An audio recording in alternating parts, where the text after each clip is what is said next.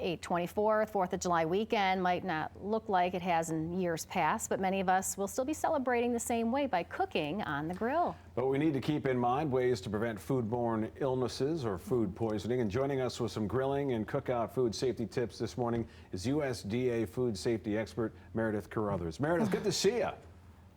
Hi, good morning. How are you? Oh, great to have you, certainly, and very exciting weekend. We have a lot of hot weather coming up. So I guess just, what are some of your suggestions as far as, being safe, especially when it comes to cooking our food and at the right temperature, too?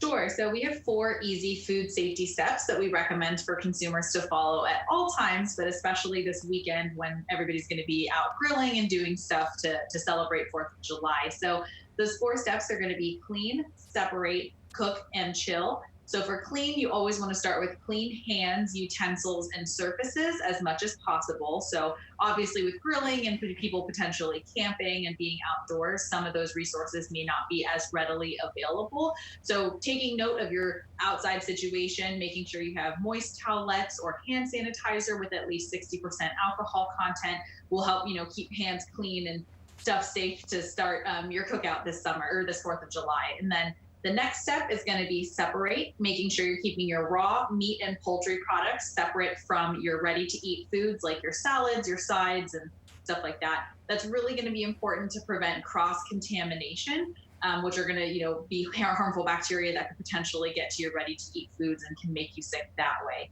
Our next step is going to be cook. That's going to mean cooking your meat and poultry products to a safe internal temperature as measured by a food thermometer. That's really important to make sure the bacteria are being killed and those products are cooked to a high enough temperature to be safe to consume.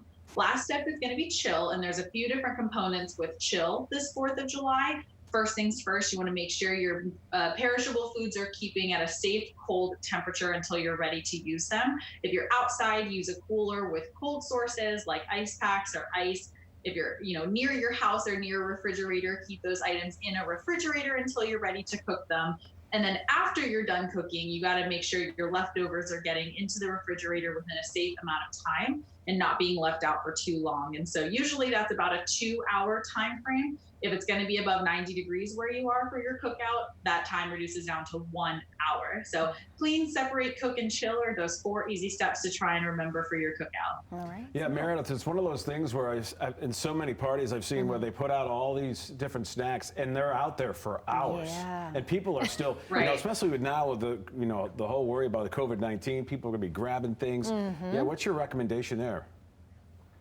So we're trying to recommend keeping social distance practices in mind, maybe not using things like shared utensils or shared serving spoons and finger foods.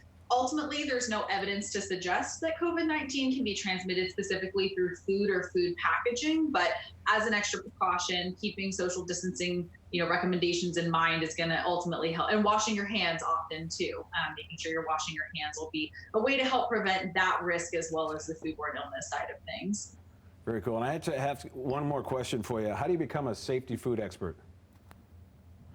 I'm sorry, can you repeat that? How do you become a safety food expert or food safety expert? Sure. So I have a background in food and nutrition as well as food safety and a bit of communications in my master's of public health as well. So that's how I landed this awesome job, helping to make sure people are staying safe from foodborne illness. Yeah, very important one to have. Indeed. So. Thank you for the information this morning. Of course, and I hope you guys have a safe 4th of July. And if you need anything or have any questions, you can go to our website. We have a lot of great resources on there, www.fsis.usda.gov, as well as foodsafety.gov. And until Thursday, tomorrow, or on Monday, if you have leftovers questions, you can call our toll-free meat and poultry hotline at 1-888-674-6854. And we have food safety experts like myself who are available to help answer any questions you may have. Well, you guys Very make it good. easy. Yes, All right, indeed. thank you.